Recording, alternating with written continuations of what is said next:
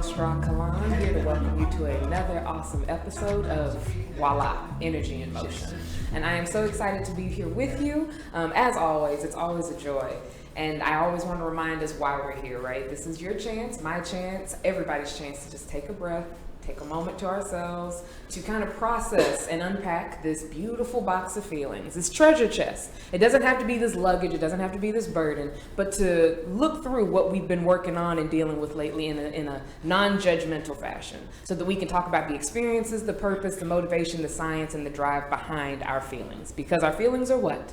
Just energy taking us places. Let's talk about where it's been taking us. So before we get into what our topic is for today, I want to invite you to welcome our beautiful, longtime co-host, Miss Chels. Chels, speak to the people. What's up, boo? Yeah, girl. Please ignore my pink t-shirt. Beautiful attire. Coming from work, so. You know. I got the work swag, got the work funk on. Yeah, work funk, that 9 to 5, which is perfect for tonight's topic because we're talking about responsibility and the fact that we have to go do these things and have this work funk in the first place. So let's go ahead and kind of talk about what responsibility is. If you've been looking at the Instagram of 3NMotion, that's the number 3, the letter N, the word motion, 3NMoition. So you want to make sure. Did I spell that wrong? No, you good. You just your eyes get wide when you do it. Motion. Yeah, my eyes get wide when I'm trying to. Crazy eyes. My eyes get wide when I try to remember things. It's a trick of mine. So if you look at Instagram, I went ahead and posted the actual definition of responsibility, the one that we'll be talking about today. And so essentially it says the state or fact of having a duty to deal with something or of having control over someone. Also the state or fact of being accountable or to blame for something. And then lastly, the opportunity or ability to act independently and make decisions on one's own. So if we're talking about responsibility, I asked everybody what comes to mind when you think of it, and they generated a word pool. And I'm gonna ask you if you have anything to add to these. A word pool, you know. Educated people want word pools. So people came up with work. A lot of people said work, job. And I noticed job, career does not show up anywhere in here. Job shows up in here. Effort, duty, accountability, reliability, control, maturity, adulting, growth, routine, integrity, effort, punctual, time management, blame, authority, and burden. So that's the word pool that the rest of you came up with as to what, when you hear the word responsibility, what does it make you feel? Does it conjure up? What do you have to add to that? We should make a sign like on Parts and Rec. That has all the words, yes. And the one that's chosen the most is the largest on there. Yeah. I feel like work would be the largest one in the word pool, though, because that's what most of us think of when we think of responsibility. It's like a have-to situation. Yeah, I think have to would be big. If we really dive down into what we should have had direct quotes. Yeah. Have to. Don't want to, have to. Yeah. Any words that you would add to this? No, I think they got most of it. I feel like the first thing that comes to mind is work. Things that you don't want to do come up when I think of responsibility. It's never like, oh, I'm responsible for my dog and I love it. Until it's an inconvenience. Right, yeah, exactly. It's always, something you have to, something you don't necessarily want to do, something that's inconvenient. Maybe inconvenient would be another one. That would be a good one. Yeah. What about you? You had some good ones to add? No, I definitely agreed. I put effort. Effort was one that I've just, because you don't want to do it, and it's hard to rally and to be motivated or to feel inspired to do things when you don't want to. And something that I started thinking of that we'll talk about more in the show is all of these things could also be seen as opportunities. Right. All of this. Let's wordplay and try to flip some of those. So if we have work, employment, right, coin, a way to pay for the things that we enjoy doing. A way to pay for life. So job, a structured way. It's not fun. We'll skip that. No one likes that word. Career, maybe. Effort. Ability. Yeah, ability. Exactly. I like that. Yeah, having the damn it, what's the word? It left me. It's gone. If it comes back, catch it. Duty. I think that could be a good word. Yeah, you've been given the duty, like it's an honor. It could be an honor. Exactly. It could be attached to honor, or it could be attached to have to. And it perspective is key. Yeah, that was fun. I like doing it. So I feel like with these words, that everybody can relate to that, whether you have a job or not. If you're still looking for a job, we understand that maybe it's a responsibility to look for a job, while some people are frustrated at having to go to their job. So we're all at different places in this. But even the responsibility of taking care of yourself, Yeah. just like if you don't have a job, you still have to figure out some way to take care of yourself. And that can even be a harder hustle than just working. Yeah, because at least if you have a job, you know where you're going, you know what you're doing that you don't like to do. Right. But if you don't have a job, like what a different concern that is. Right. Yeah. Plus you got a sugar mama, Like, we're all striving. I'm 27 and I like long walks on the beach. She doesn't get jealous. Get at me, okay? All right. So, what is it about responsibility that makes us feel burdened? So what is it about responsibility that makes us feel burdened? And I'm going to go ahead and give you a teaser as to what we're about to talk about, because I know you'll like this. Okay. Domestication. Yes, domestication.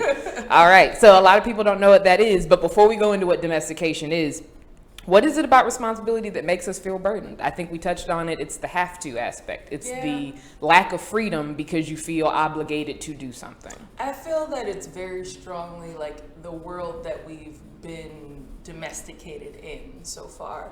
And so the trajectory of your life is that you grow up, you go to school, you get the degree, you get the job, you have these milestones that you need to get. Yeah. And if you step out of that realm, it's not celebrated. No. Ever. Until it's successful. And then everybody's like, oh, I knew she was genius. I knew all along. But it's a hard road to break from those societal norms.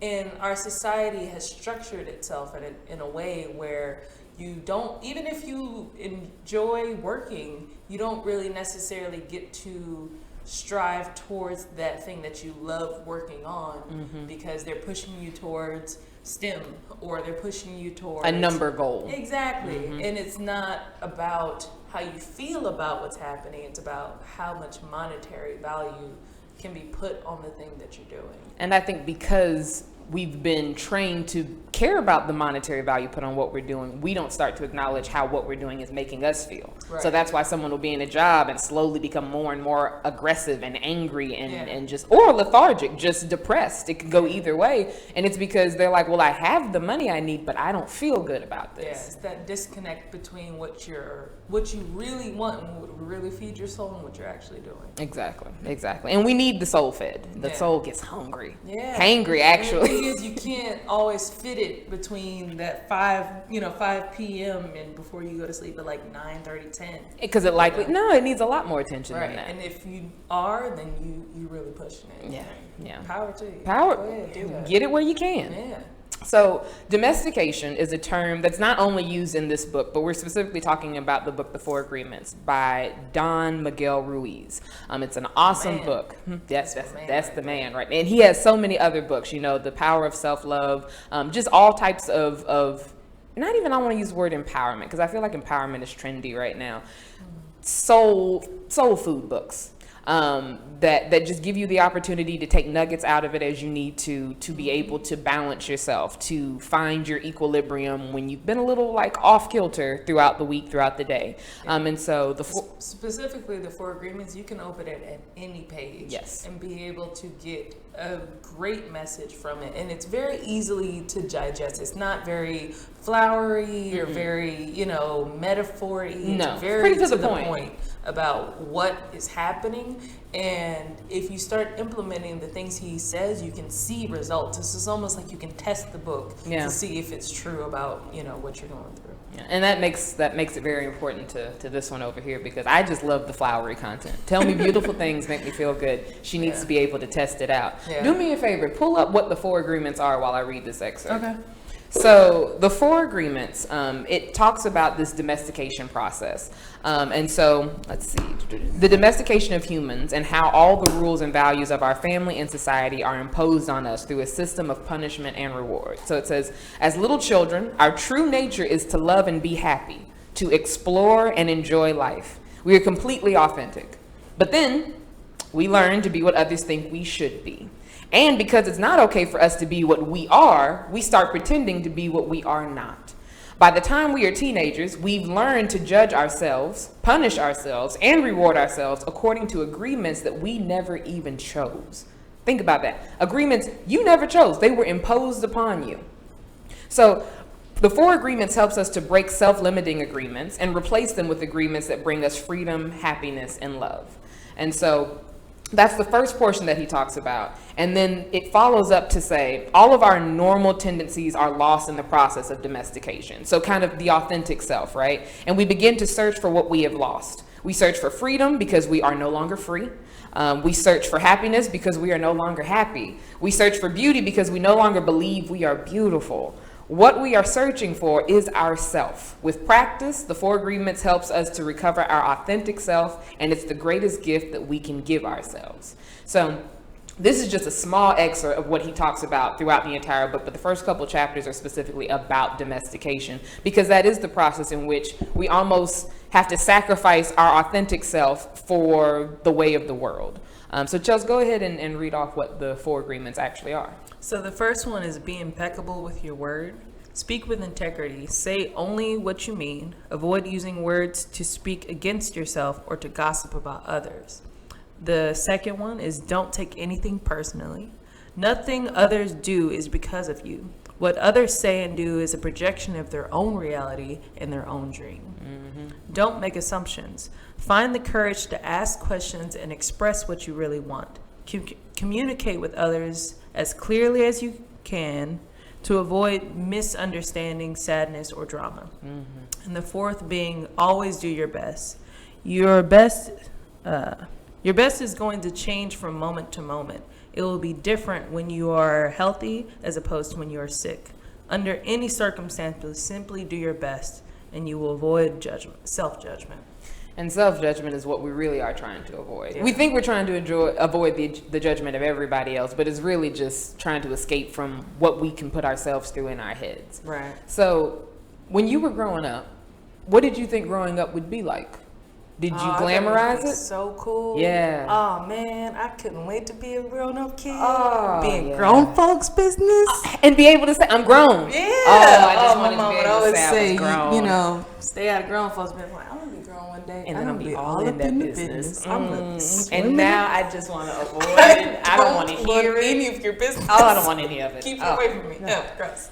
But no, so you were excited about it. Super excited. I just thought that everyone growing up was cool. I thought everyone was cool. You could do whatever you want. You didn't have to clean up your room if you didn't want to. These are the things that plagued me as a child, cleaning up my room. Yes. And it so was I was always like, chore when I related. grow up, I'm going to eat dessert first. Obviously. Never make my bed, because why would you make a bed just to gonna get lay in back in again. it?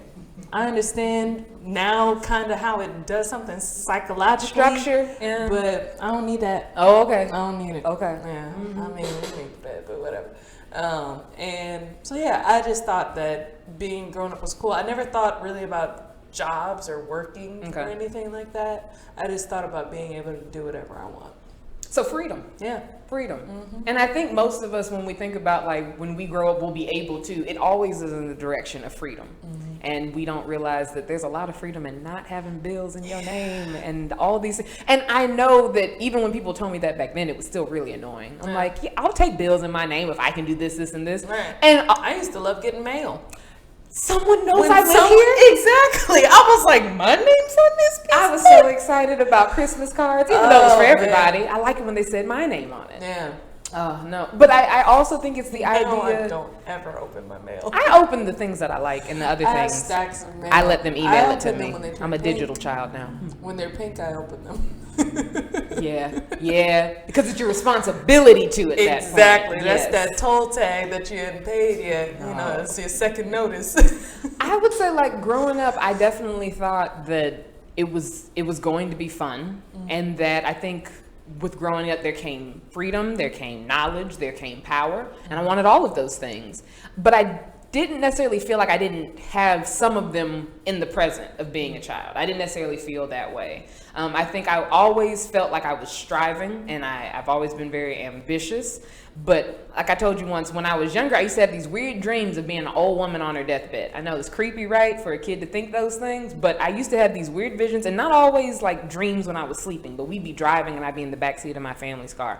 And I'd be like, yeah, I'm not always going to be this young. I need to enjoy this. And that was a weird, humbling thing, because even though I couldn't prove that I had seen that or felt that or experienced it, it resonated with me to enjoy right now, because it won't always be like this. And even like the visions of being on my, they weren't sad. They weren't creepy. They were just like, okay, so there's change coming. Right. So enjoy right now. Yeah, I think there's a level of invincibility when you're a child, even kind of when you're a 20-something-year-old. You know, you be drinking, you be doing all kind of things and not working out, and then not taking care of your body. Exactly. You're just like, I'm fine. I bounce back. You know, after 90. My body's never betrayed me. I can wake up and go to work. Blah blah blah. Now, if I have a bottle of wine, I am donezo. You notice she said a bottle, right? Not a glass. She said a bottle. Well, one glass. Come on. I know it. You ain't. We go through the bottle together. Right? We still 20. We take advantage of that. Exactly. But you know, especially if I had a good night of drinking. Yeah. It's not a happy camp. It's not fun anymore. Up, you know. No. It's fun while it's happening, but it's not fun after. Even while it's happening, I'm just like, I could be doing something else. So it sounds like we need to find better activities also. I think socially, anytime you invite people out. Party vibe. I think I was telling you that. So going out to the club, it's like literally 25% of the time I like the music.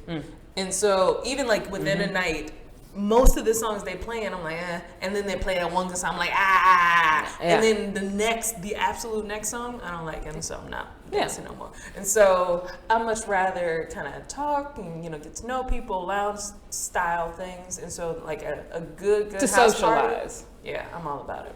Because I think mainly it's the opportunity to talk to people and not just have loud music, especially if only 25% of it you're actually going to like. So you want to be able to... Yeah, you be having some interesting conversations at a house party. You do. Because everybody likes to party. Well, in some capacity, not everybody likes to party. But responsibilities. So we all had our experience of being domesticated. Each of us in some capacity, all of us had to be kind of groomed into being a part of the world, being a part of the rest of society, which is what our parents are led to do, right? They have the responsibility of grooming us to be what they think a upstanding adult is, or upstanding citizen. Right. Even though, however, it can be very hypocritical, because they're not always all the things that they are grooming us to be, not in all of our parents' cases. They're grooming you with words based off of what their parents were grooming them to be as well. And so sometimes they're not even the example, they're just saying. Yep. You know. They're just like, oh, well, do as I say, not as I do, right? So how were you domesticated, and how has it impacted your life? Oh, wow. I think I was domesticated in every way, honestly. Like, there's been a lot of things that I question. Like, why do I even think that? Why do I even feel that? And it's actually unfortunate that I can't think of them now, because once I get it out, it's gone. There really doesn't linger like a remnant of it, but I think... And when you say once you get it out, once you get what out? So once I question a belief I have, and I come to the realization or the connection with myself that I no longer agree with that, it doesn't have remnants. It doesn't linger as far as like, oh yeah, I remember when I used to, like, it just... I just keep pushing. Gotcha. And so some things that I can remember my mom domesticating me on that I've been working on still to alleviate, I think would be like I do have one, my pessimism. I was a hardcore con man. And so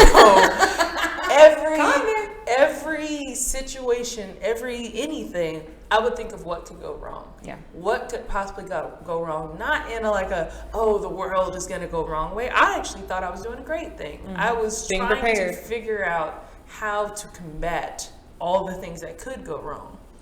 And only one of those things is going to happen. So I'm spending all this energy thinking of all these 50 things when one thing is going to happen. Something's going to happen. Yeah. And instead of just allowing that to happen or thinking the best thing is going to happen, I would go through list and list of things that I needed to fight. Yeah. And so my mom is a fighter. Yeah. My mom is a survivor. My dad passed away when I was 7 years old, and she has 3 kids. And so she's just like, we got to make it work. Yeah. What I say goes, because there's no room for wiggle right now. And so honestly, I think my mom would have been more wiggly if she, you know, didn't have to raise if there was another safety net. Exactly. So she had to go to work and leave my 5-year older sister. So she was 11.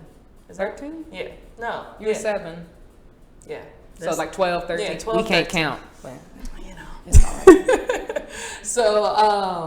So yeah, there was a lot of fight that I feel was instilled in me that I am becoming more just allowing with. Yeah. And one specific example I can come up with is being like fearful of like going outside, especially at night. Mm-hmm. And so I remember when I first met you, when I found out that you would walk around Dallas by yourself just to enjoy the night, I'm like, this bitch is crazy. What? Walking around at night by yourself? Yeah. Waiting until the sun went down. Yeah. Intentionally at night. And that blew my mind because my mom would have had a fit. And so that was something that, even though, I mean, it is hard for us women to be out at any time, really. Yeah. But especially at night, it was limiting me so much in a lot of things that I wanted to do. Yeah. Specifically travel. So if no one could go with me, I wasn't going anywhere. Mm-hmm. But it's possible to travel by yourself and have a really good time. The best of and times. So I did that for the first time. Was that last year? I went to San Francisco by myself. That was your first trip by yourself? Yeah, that was my first ever trip solo. And it was amazing. I had a great time. I met someone that I found on Instagram there, and she showed me around. We had a good time. Had bomb food.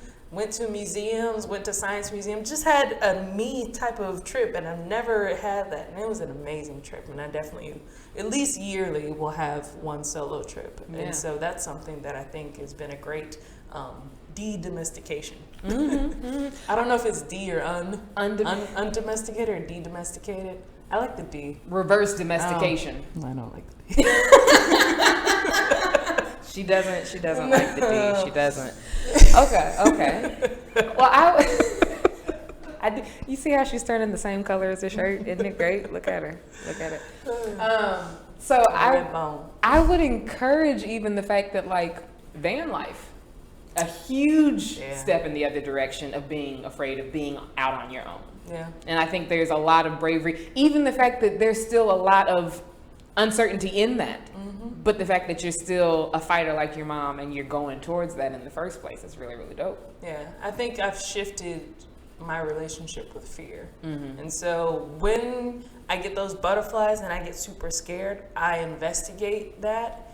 And normally it's because it's exactly what I want to do and I'm scared to do it. Mm-hmm. It's rarely, no, you shouldn't do that. It's something that is off that beaten path that I was talking about, that is exactly what my heart wants, but it's not what society says I should do. Yeah. And so I've still have fielding a lot of questions like, oh, you sure you ain't gonna park? What are you gonna do? Blah, blah. Like so many questions. Yeah. But because I've had that internal dialogue with myself, it does affect me, but it doesn't. It's just not like in the same way. Yeah, it's almost like, it's like dealing with the same question can be annoying, but it doesn't shake or waver my decision. Absolutely. Yeah. Absolutely.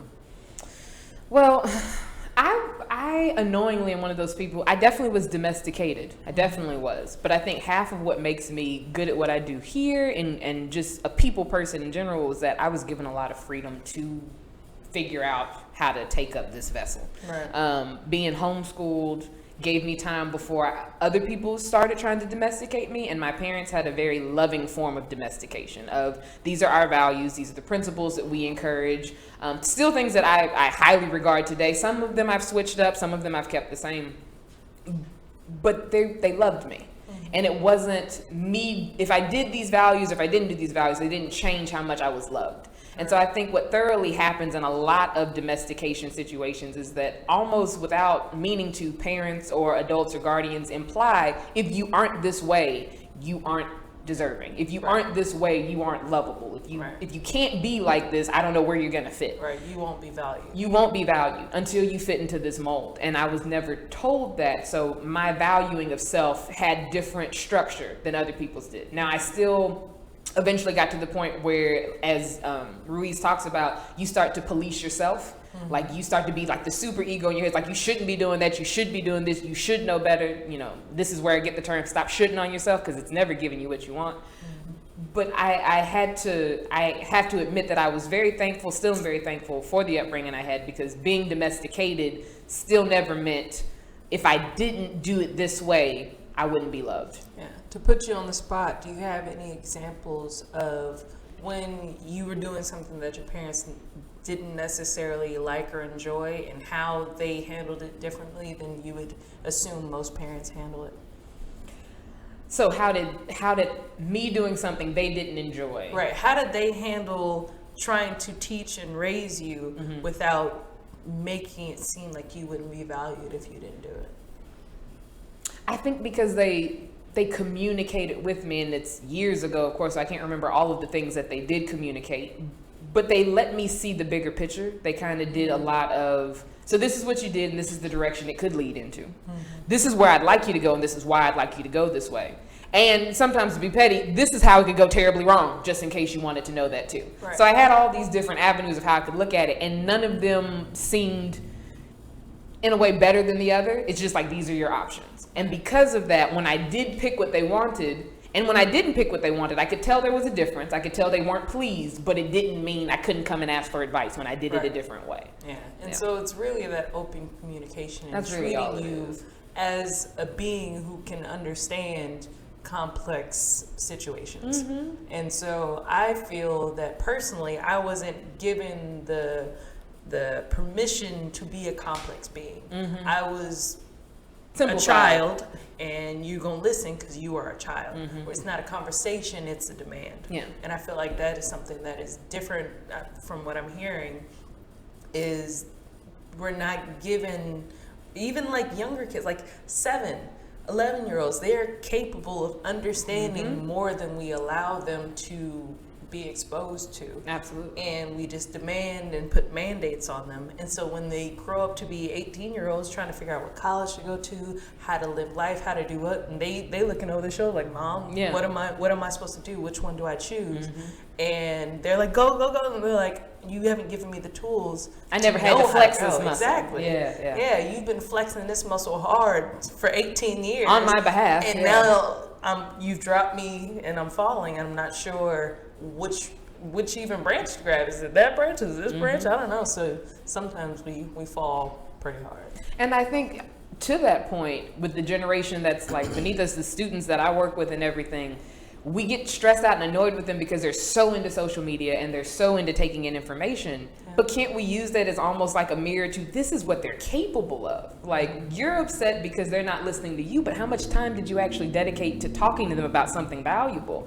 Whereas if they open up YouTube, they can learn a wealth of information just because they're interested. And so I think instead of moving in the direction of, we need to get stricter on phones being in the classroom, we need to find better ways to incorporate the things that they feel safe using into how they're learning. Instead of saying, well, if you can't learn this way, you're not going to learn at all. It's like, well, that's not going to help. It feels like we're always teaching from the previous generation's, standpoint. Absolutely. And so when people look at, kids just in their phones like, oh, my generation, blah, blah, blah. And like, even me, like I was in the middle of that. Like I remember first getting the internet. I remember the AOL and the beep, like the whole thing, and playing outside and, having the whole neighborhood. There was like pockets of kids playing baseball and doing all the things outside. And you don't see that much anymore. And so I've been guilty of just like, oh, these kids, blah, blah, blah. But like, I like your point of teach them the way that they need to be taught, not the way that you were taught. And let them help you in that. I think we always assume that with age comes wisdom. Right. I think with age comes experience, but it does not always mean automatic wisdom. Right. So if the two partners of the adults and the children, or the different generations, whatever the levels are, could come together and co-create an understanding, then you could mix the experience with the current modern wisdom, with the old school wisdom, and it can be a melting pot of opportunity versus just disagreement and disarray. Yeah, and you can even see that in some of the young people who are on social media. I follow them on Instagram, and they inspire me. Yes, you know, they talking about real give things. them the agency to create their own path, and to create their own curriculum, and to create their own the world that they want to see. Absolutely. And so I think that can span a lot of things. They can span, you know, teaching in schools. It can span, you know, in the home and things like that. Like, bring your kids in on the conversation of how they are going to be a human in this world. And their innate rights, so that when other people try to domesticate them or make them conform into a mold, it's like, no, I was already told I don't have to. Shut that right off. Let's not do that. I feel more comfortable if I could be myself and they'd be able to advocate for themselves. So yeah, I think I have a lot of thoughts about responsibility when it comes to kids and to adolescents, just because of my day job. But I think it's really important for them to start to understand not only why we like to do it the old school way, but I think it's important for us to understand what all could be possible with the way that they're offering to teach us if we open up to that. Let's see. What values do you think you would have held on to regardless of whether they were drilled into you or not? I feel like that's almost impossible to answer, because I was domesticated, and so I'm not sure which ones, if I wasn't exposed to them early on, I'm not sure which ones I would have picked up now, because I am a collection of all things I've experienced. I like that. And so you can't ever remove something that used to happen. It's not like you can just like pour out and start filling a new cup. The cup is always going to be the blended, cup. And so if there was some muddy part of the cup, you're going to have a little mud. But if you can fill it with enough clear water, then the water is good to drink. You know? And so... yeah, I'm gonna have to plead the fifth on that one. Pleading fifth. I know that's not good for radio time, but I truly feel that I couldn't answer that, because I am a collection of all things. Is there anything, so you pointed out that pessimism is something that was domesticated into you just to be mindful of. Right, yes, I had a clear example of that. Is there an opposite in, so something that is in you that you still use that you're really proud of? Like, I can give you an example, how you were taught to drive. Your mama taught you to drive very defensively. Very aggressive. Exactly. So that's something that maybe you wouldn't have done it regardless, but what is something that was taught to you that you still hold on tight to? We can change the question to that. Because you're right. I don't think we can honestly say if we took that out. I'm going to change your question again, because I'm taking control. He always I'm does taking the mic. See, I'm taking it. Oh, yeah. Probably going to break it's something. Attached. Yeah. No. One thing that wasn't taught to me that I hold very, very dear to me is how I handle, I guess, anger in different situations. I don't stay angry long. I don't hold anger. I don't look to be angry. You don't. I look as hard as I can to find a common ground, to find why you did this, and to find understanding and a common ground in that. So a good example is my cat. Oh, this cat. So as Rachel kind of mentioned, or Rah kind of mentioned, I am converting a van into a tiny house.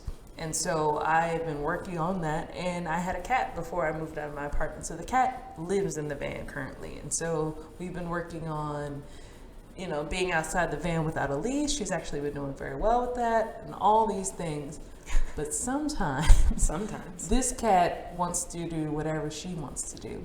And that bugs me, especially when she look me in the eye and do it. She'll look at me and then do exactly what she knows I don't want her to do. And so we recently had a situation where we were going on a walk, and she has a leash that she doesn't like, but you know, when she does better than most people would assume cats do on leashes. It's a little harness. She walks a few steps. And walks a few more steps. She looks like a dumb baby, but it's still she look like a dumb it's productive. Baby. It's effective. Exactly. And so we went maybe like a block from the house, so she can't see the van at this point, and that's her safety blanket. Whenever she's scared, she runs into the van, and so that is her territory, that is her home. And so we going on the walk, having fun. She's chewing on grass and doing all the things, And then we're down this little alleyway, and the people who live there, one of the trucks started to come down the alleyway that we were on to, you know, go wherever they were going. And so I'm like, oh no, like, let me pick her up so that she's kind of just away, you know, so that this truck can go by. As soon as she sees this truck coming, she starts freaking out. Freaking out real bad, worse than I've ever seen her Crying freaked out in the worst of ways. Yeah, just a really just like guttural cry and trying to get out of me, out of my arms. She isn't scratching me, which, I mean, she does care about me, so she will try not to scratch me if she can. But if I don't let go, she will. And so she was getting to the point where I was like, she gonna fuck me up. She gonna wreck my life. And so I let her go and try to, you know, when you have a cat, you can kind of scruff the back of their neck, and it turns into a little taxidermy. They don't move too much. And so that's kind of a way to subdue her. And so I'm trying to do this, but she's freaking out on the leash, and she actually slips the leash, and she bolts. Yeah. So I have flip-flops on. I kick off my flip-flops, and I start running after her, and my stamina isn't where it used to be. She had a great stride going. I was there. I watched it. Yeah, it was good. It was good. Chopping. Yeah. And so she runs, and I can see her. She's ahead of me, but I can see her, and she's headed towards the van, it seems. And so when she turns into your cul-de-sac, there's only one way in. And so I slow down so I can catch my breath, because I know she's somewhere in here. And she's in familiar territory. Exactly. And so when I actually go up to the van, she's under it because it's closed at this point. And I open the van and let her in. I was pissed. Yeah. Very pissed, because she, in my opinion, overreacted. She's dealt with much scarier things and didn't react that way. Yeah. And so I felt personally attacked. I just was angry. My feelings would have been hurt. Yeah, similar to how, like, you know, when your kid do something, it's like, you know, because they're scared. You should have trusted them. Yeah, like when that girl didn't want to get on the plane. And she was just whining and yelping about the plane because she's scared. But as a parent, you're like, you are okay. I would never put you in harm's way. Exactly. I need you to just trust me on this. And so I felt the same way. But I instantly melted as soon as I saw how scared she was and saw that. And so instead of being like, you know better, you should do this, blah, blah, blah, I was like, I understand you're scared. I'm gonna take a beat because I am upset, but I'm gonna just let you be in the van and we can come back to it. And so I'm very good about making sure that I see the other side. I've always been a people pleaser. I think now I've found a balance between people pleasing and, you know, getting burned. I don't let people run over me. Yeah. But if you actually care about me and you've done something to wrong me, I'm not instantly like, well, fuck you, blah blah blah. I won't even blow you up. What happened? Yeah. I'll give you a chance to explain yourself. Yeah. And so that's something that I've always really enjoyed about myself, because I see how stressed people get when they're angry. And to me, anger is poison. It's like drinking poison and expecting the other person to keel over. It's just like it's all in you. Yeah. It's all in you. And so it's similar to the 4 agreements when he's saying, like, anything that someone does is not about you. It's a reflection from themselves. And so I try to keep that. And so that's something that I really enjoy that wasn't taught to me. My mom, none of my family, they're okay with anger, but no one is as even keeled about it as I am. I've never met anyone as even keeled as you are about it, which is one of my favorite qualities about you. So it makes sense that you would appreciate it about yourself, but you don't look to be angry, you don't stay mad, you don't carry those things. Yeah. It allows you to be very light about life. It's great. I carry them. I carry them for the both of us. There's a rage in me. Yeah. So my next question kind of gets us into what a lot of people were like, talk about responsibility in relationships. Talk about responsibility. Okay. And that's kind of how we even came across this topic, because originally we were talking about responsibility as in, like, this millennial generation, we really, really don't like and don't feel any obligation to each other. Yeah. No. We feel no responsibility towards one another as people, or as a collection or a group or a generation. We feel responsibility to groups of one another, but not to individuals of one another. So for example, like Black Lives Matter. You'll have people jumping on board with the group support, right? Right. but individual Black people's lives. How are you treating the individual Black people in your life? Yeah. As people, like even us, like if we care about a cause, we're all here for it. But if one person is like, hey, can you throw me some money for this? Do I really need to? Right. So there's this desire to maybe protect the group, but not the individual, forgetting that the individual is just as important as the group. The individuals make up the group. So what's the deal with our what's the deal with our ghosting, non-communicative method of communication? What's the deal? What's wrong with this? Like, cause I do it too. Yeah. I've done it, I do it, and I'm like, where does this come from? Because it's just no home training. Even if I think we think because, oh, well, I met them that one night and it's only been a week, so I don't really feel like I need to say anything. Yeah. Is there something so wrong with just saying, hey, just to save you some time, I'm not interested, just wanted to let you know so I don't keep avoiding your text messages or blocking you without saying anything? Because that's also a cop-out too. Yeah, I think that it's a mixture of things. I think that people like to not seem like they're too pressed. Yeah. And so the nonchalant vibe. Exactly. So to come to you and say this almost is like, I don't even care that much. Or it makes me seem like I care. Exactly. And I can't seem like I care because then that makes me look a certain way.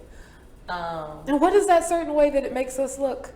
What is that certain way that we're afraid to look? Literally like you care. That's not cool. It's not cool. It's not cool to care. That's the part that bugs me until I don't care. And then I feel really cool about not caring. Exactly. It's addicting. Feel really good. Yeah. It's addicting. Yeah. You got to own up to that. Yeah, though, for real. It comes with, it may be an awkward conversation. They may not take it well. Yeah. And so you have to deal with their Not everyone's good with conflict. The reason I personally ghost is normally due to me not having like an investment in the person. And so I've never ghosted someone that I actually care about. I've heard of that, like people like being friends for years and all of a sudden getting ghosted. Yes. I'm like, what the heck? Like, Yeah, I've never it's happened to experienced- me like twice. What? Yes, Oh, I've years never and years experienced of that. friendship, and then we talked on the phone, and then I didn't hear from her for 2 years. No. Remember when I told you about my friend V from like back in the day? I'm calling her V because I respect her still. Right. But like friends all through for 3 years. I was her ride or die, and then she went off to college, came back. I knew she was in town, just didn't respond one time. Couldn't get in touch with her mama, couldn't get in touch with anyone. I thought I had done something wrong. 2 years, obviously, because what the 4 agreements tell you, do not assume, do not take things personally. I was going against all the agreements. I was assuming, I was taking things personally. I was not doing my best. I was not impeccable with my word because I was calling her everything but a child of God because I'm like, where are you? Like, I'm afraid now. And so when I did eventually find her, she was so apologetic. She's like, I was going through some things and I didn't want you to think less of me, so I just thought it would be better to stay away. And I'm like, then say that. That's the Say thing. face, but say that. That's the thing. It makes you seem soft. It makes you seem like if you're going through something and you don't want to talk about it, then saying you're going through something is going to make people want to talk to you about it. Especially if they're close to you. Right. Especially if they're mean. Yeah. And so sometimes you don't want to deal with that. Sometimes you want to save face and make it seem like you're not going through something. A lot of people hide when they're going through something. And it's just like, I'll deal with this, because ain't nobody worried, blah, blah, blah. And everybody's going to handle it the way that they see best to handle it. Yeah. And in my mind, I have all these opinions on a better way to have done it, right? And that's what we always do. When someone in a relationship, in a friendship, family, whoever, doesn't handle the situations in the sense or in the way that we think is responsible, we have all this feedback and insight on how you could have done this better. When really I probably need to be focused on ways that I can be more efficient in communicating, ways that I can be more proactive. Right. But in my mind, I was like, if you knew you were going through things and you knew you didn't want to be bothered, as dramatic as it is, send a goodbye message. Send a, hey, so I'm going into a season right now, and you're not a part of this season, and I'm sorry that this is going to hurt your feelings, but please know that I'm okay. I just need to do this on my own.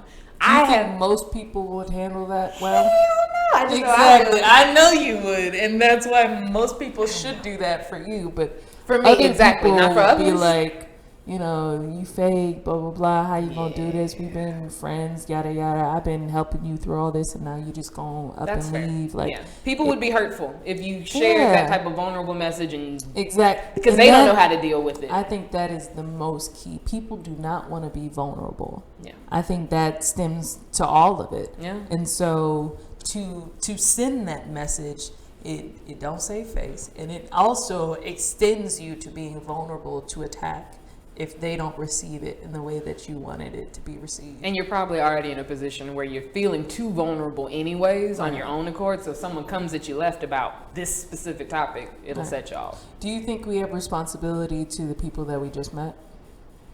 I think we have responsibility in a very loose sense, but not a hard responsibility, if I'm honest. What my hippy dippy love everybody sense says is like, everybody deserves a proper goodbye.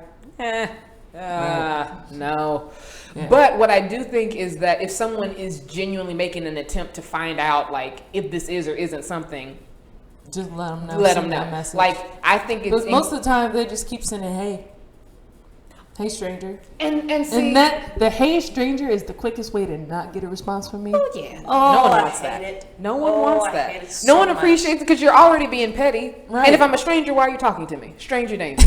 Get away. Get away. But I feel like that's most of the ghosting I've experienced, or the people around me have experienced, is the no one wanting to be extended, because even asking is being vulnerable. So, hey, but we've been having that conversation, yada yada. So that person doesn't want to feel vulnerable, and the other person doesn't want to feel vulnerable and saying, I'm not really feeling the vibe. That's the direction that I'm moving away from. And that's why, in a sense, I do feel like there is a responsibility. Not a responsibility as in a have to. Mm-hmm. But if we as a generation don't want to end up butthurt and alone with a bunch of tattoos and piercings, which is what it looks like is happening with all these Tinders and Bumble relationships. And even on there, how many of y'all are like locking down 18 people on Bumble, but you ain't messaged none of them? You just want to see who you can get. Right. These are the things. Like likes. It's like likes. It's just the dopamine level. You just want to know somebody wants you. But we need to be able, in a sense, to care enough about other people, care enough about ourselves to be able to communicate effectively. Mm-hmm. Because while you don't have to, it's not an obligation to say something to someone who you only met twice or once or whatever. Why not? What does it hurt you to say, hey, no disrespect, I actually am not interested, I wish you the best. And then block them. I don't see anything wrong with that. I'm not saying don't block the people, but I'm saying that there's nothing wrong with saying something before you do it. Yeah. And that's something that I at least hold myself to usually 7 times out of 10. Not 9 times out of 10, because I won't bullshit y'all. 7 times out of 10, I say something and then I move to the blocking phase if their response is not receptive. If they are like, well, I don't understand. I explained everything I could. I explained everything I owed you. All right, now we shutting this conversation down now. And I don't think there's anything wrong with that. But that's just an opinion. That's my way of doing it. That doesn't mean that that's the right way. But I don't think that just blocking people without saying anything is productive or helpful for anyone. Because now you got all these people walking around bitter with trust issues when they could have just heard, actually, I wasn't interested. And they know. Yeah, we're vulnerability 2020. Bring it back. Bring back vulnerability. Yeah, I mean, I feel like that's missing, and I think our technology has like, it's almost like it like dehumanizes a lot often. Like, you're able to kind of be behind this screen and this wall, and you can kind of do and be whatever you want. And so you don't have to be yourself. And it's not you that's, well, some people think it is them that's being attacked, but it's really not. It's this persona that you've made on the internet. It's your ego. And it's not, it's literally, we're all walking around ego with super egos on our phones. And we act from those points. And so I think if we didn't have phones, well, ghosting might be easier, but I think we would literally just fade out. I think we would ghost less because we have that intimate one-on-one, actual person-to-person talking versus text. Because there's a disconnect. Yeah. Yeah. And even when talking about the children and what they're experiencing, there's a disconnect for them too. They'll even talk about how, like, I don't know how to make eye contact. I don't feel comfortable when people look at me for too long. Yeah. So there is a comfortable ability in person, a physical nature that people are missing now. Yeah. So for bringing back vulnerability, we really have to first be willing to bring it back in our relationship to ourselves, right? Because I think a lot of why people, and it just dawned on me, why we ghost other people, we ghost ourselves. We ghost ourselves on things we don't want to talk to ourselves about. We ghost ourselves about uncomfortable, vulnerable situations. We don't want to deal with those feelings. So we're like, okay, well, we're going to close that door for now. And we think, okay, if I close it, then I won't have to ever deal with it. But at some point, it still comes back up. Right. So let's talk about responsibility to ourselves, maybe. Okay. So what does being accountable to and for ourselves look like? Well, John Miguel Ruiz has 4 amazing He says agreements. the 4 agreements. And so, I think honestly the 4 agreements, like being impeccable with your word, and being impeccable with your word means calling yourself on your bullshit as well. Absolutely. Not just singing all your praises and greatness and blah, blah, blah. It's like, I remember and actually I don't remember what it was about, but there was a small moment where I thought something, I paused, and I came up, that meme's like, I literally did that to myself, like, do we actually think that? And I paused, I was like, I don't think so. I was like, all right, I don't believe it anymore. And it literally just kind of like off my back.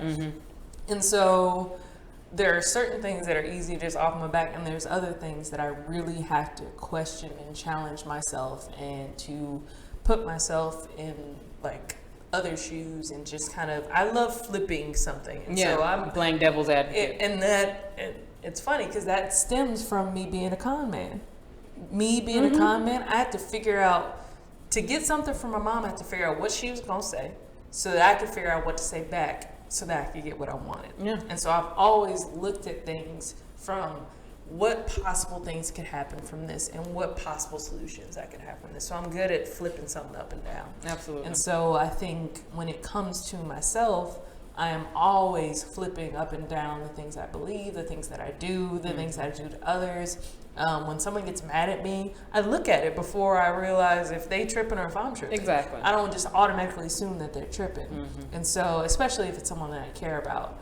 But even strangers, even, people at work, like sometimes they'll say something and I'll think about it the rest of the day. And I may even come back to them. And I think this is key as well, is when you make that shift, especially if you care about the person, to talk to them about it as well. It's like, you brought this up to me and I wasn't really receptive then, but I took some time to think about it, and I really like to apologize. I think differently now about blah, blah, blah, and coming back to it. But it's that accountability of A, looking at it, but B, also following up, especially with people that you care. If you don't care about them, you can follow up or not. Yeah. But I think that, to me, that's the bigger step. That's the grander thing, to come up to people, even if you don't care about them, and to be able to say that you've shifted because you've thought about what they said. Absolutely. I also would say that when it comes to being accountable for yourself, you have to call yourself on your bullshit. You have to be prepared to not necessarily air your dirty laundry, but if you're going to speak about all your praises, be willing to be vulnerable, not just with other people, but with yourself. Yeah. And so we have to first get to a point where we care enough about ourselves to be vulnerable with ourselves and acknowledge what's going on, because I think that's the perfect model for how we would treat other people. Yeah. And so I think we struggle with doing that, kind of like what I said, is if we're not willing to have these conversations with ourselves, we're not going to be willing to have these conversations with others. And so if I'm trying to grow, I need to be able to look at the things that I've done that made me uncomfortable and not necessarily analyze them, but process them. Because I had a reason, even if I don't know why, or even if I wouldn't act like that now, even if I wouldn't take the same action now, I always had a reason for what I did. And I think when I'm looking back with judgment as my lens, it's hard for me to be compassionate towards myself. It's hard for me to take responsibility because I'm so busy judging my behavior. But if I could befriend myself, if I could see me for the scared cat under the van that I was, instead of being so angry that I behaved that way and I overreacted, how about I see, well, we hadn't experienced that before though. We didn't know, based off a previous experience, we didn't know how this one was gonna go, so we overreacted. And I can meet myself with that kind of understanding, which prepares me so when someone else disappoints me or when someone else makes me angry, I know what it's like to shift from anger to compassion for myself, so it won't be so impossible to do for someone else. Yeah, I try to talk to myself as if I'm my best friend. And so when did that start? About the time I met you. Yeah. Because I was a con man. You were. And that definitely was pointed mostly at me. Yeah. Things that I should have done better, I shouldn't have done this, or I should have. Don't shit on yourself. Shitting all over the place. It's everywhere. And so when you helped me realize how negative my self-talk was, I had to change it, and it took time. It took a long time. I still have moments where, and honestly, there are very few now, and I'm very happy about that. But the first year and a half to 2 years of it was first even realize I was doing it.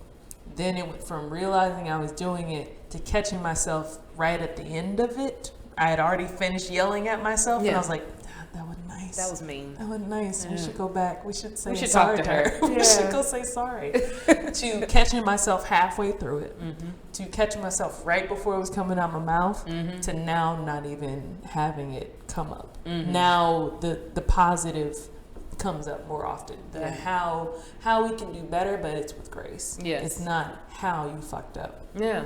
Yeah, and I think it's so easy to be critical of ourselves because we can see, we're just all knowing of ourselves, right? But what I like to remember is that I'm not all knowing. I know the majority of what's happened so far, but there's still so many different evolutions of myself I'm going to go through that me sitting here just pummeling myself over the head with the mistake that I made, there's so many other mistakes to be made that will be so much more important and impactful than what just happened. Right. And while I do need to acknowledge the impact it had on me just now, what happened, I also need to be open to what's going to kind of let me rejuvenate myself with myself. Right. So how do we respond to ourselves when we have not been responsible? Say that again. How do we respond to ourselves when we have not been responsible? How do we respond to ourselves when we haven't been responsible? So I think how we beat ourselves up. Yeah, I feel like that connects directly to where we're talking about how we could possibly just, we just go in on each other. Like, it really is bad. And that's what the whole, like, the best friend thing is. Yeah. I don't know how you treat your best friend. Yeah. But I am always pedestal, really. Yeah, it's just like, girl, it wasn't that bad. Or, yeah, you did mess up. But, think of ways that you can make it better. Go apologize. All these things. And so I think, like I said, mine shifted, but it used to be horrible. And I think most people talk real nasty about themselves when they've messed up and when they're not holding themselves accountable or responsible or things like that. They just go to town because you'll take it. Yeah. Because we're us, and so we can treat us however we want to. Yeah, yeah. And it almost is like a power. And so I can't treat you the way I want to. I can't, dog you, whatever. You come at me all crazy, or I can't treat my parents, my work. I have to be nice and pleasant, and I've been domesticated to be. Yeah, appealing to all these people, but I can be whatever I want to myself. There's freedom and here. So I can be nasty or I can be great. And most people default to being nasty to each other because, or to themselves. Yeah. And so I'm not I think it does come from the domestication, and I'm not sure why it can't be the domestication the other way. I'm not sure why we can't always domesticate ourselves to think of how this could go better. I think we can. I think it's just not what people are used to. But I think genuinely, and as random as this is at this point, people who've known me for a while know that I used to really, really, really want to have children. I wanted 3 of them, really, really wanted them. And then as I've gotten older and I've worked with children more often, and I've had friends who have had kids, not that I don't want them, but it's not the same desire. It's a lot more mature of a desire. It's not, I want to know what they'll look like. Well, they look like me. It's what type of environment can I create for them to become their best selves, what they would determine as their best self. And they're going to have an impact. They're going to have an impact. And so I still am at a position where I don't necessarily desire, want them, but I feel a responsibility to bring forth children because of the environment that was created for me, which I see as I work with people, when I work with students, when I see how rare the upbringing I had was, when I have conversations with people on Instagram about this show, when I see how rare it was and I realize I could give that to someone, the lives that could be impacted. And also knowing that if I have kids and they are happy to work at, a bank or to work at Home Depot, I ain't gonna love them any less because of that. But I know the environment that I create that I could raise children in would be entirely too profound to not. Right. Yeah. And so that still excites me about having kids. It's not the simple, we'll have matching outfits. It's more of the, what type of profound impact could we make as a family because you're loved well and not conditionally. Right. I'm excited to see what humans can do when they're loved like that. Yeah, I feel like a lot of people are starving for that kind of love. for themselves, from the world. And so because they don't see it, they have no example of how to treat themselves. Exactly. Yeah. Exactly. And even if your parent, did their best and all that stuff, like the world seeps in, it has more time on you than your parents do.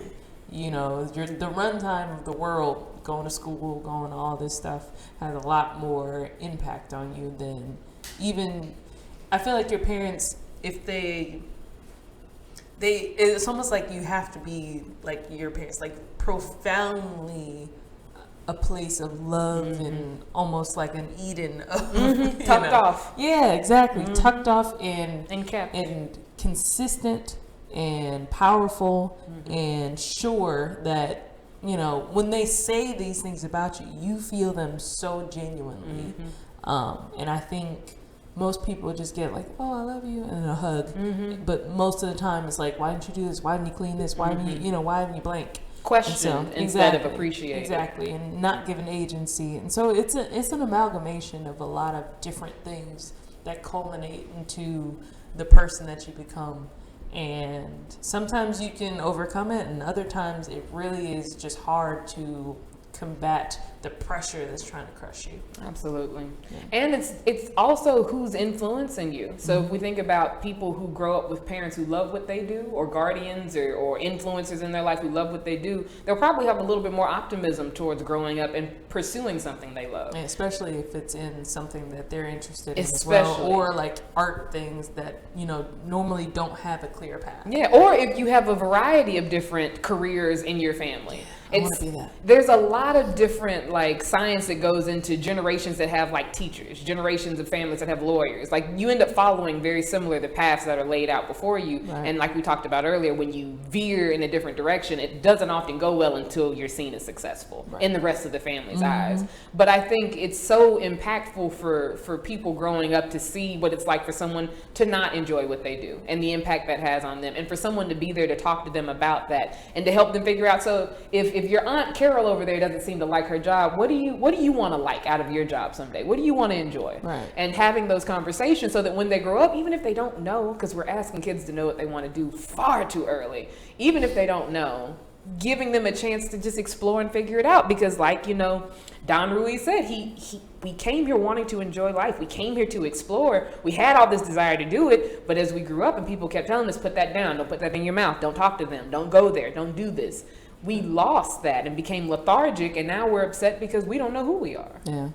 And I think just to go back to the career thing, I think most of the time when we ask kids what they want, we're expecting them to say career. Yeah. We're not expecting them to say, I want to impact young people's lives. Or I want to feel strong at work. I want to play. I want to create. I want to problem solve. We're not getting to the core principles of what their heart is asking for. We're not valuing what they're saying. Exactly. It's like, you want to be an engineer, you want to be, and so it's the title is a branch off the tree of them. And so we really need to get down to the root and the core of the tree and what is the life force that is growing this tree before they may have multiple branches. They may have multiple careers in this life, but if they don't know their core principle, they don't realize that being a nurse is the same thing as being a public speaker, because you want to impact their lives in a positive way. You want to heal people. Exactly. Yeah. I think that's a great both point. Of those in one lifetime because you know your core self.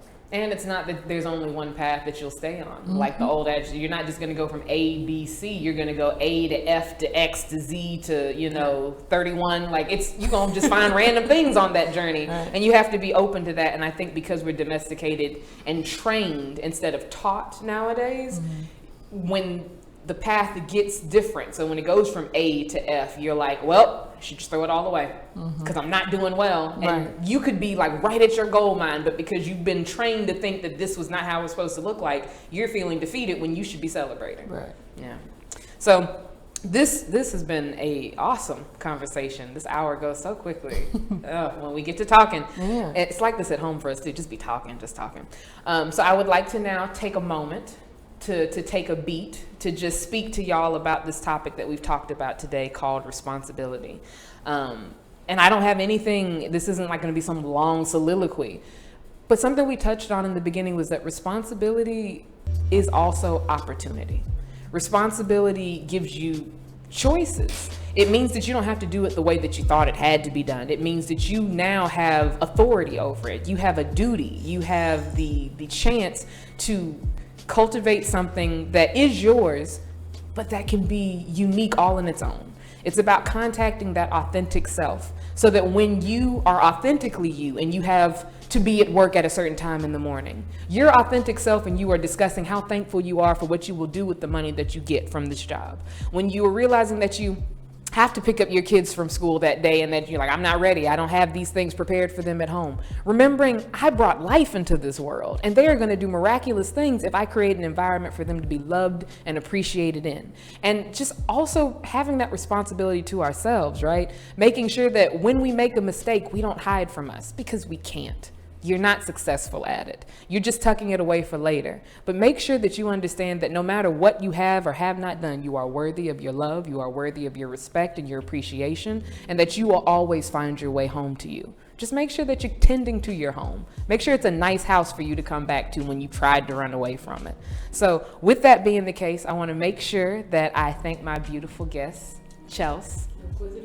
Inquisitive Chelsea. Awesome. You can find her on Instagram. Also, talking about Instagram, please follow the EnergyNMotion Instagram. That is the number 3, the letter N, the word motion, 3 NMOTION.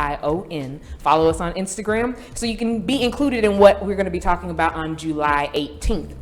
And also, we just want to make sure that you tune in tomorrow evening for 50 Shades with Jay. That's going to be at 8 o'clock. When I tell you she has all the relationship advice, you do not want to miss out on that. So that's going to be it for this evening for EnergyNMotion. You feel what you feel, and you deserve to heal.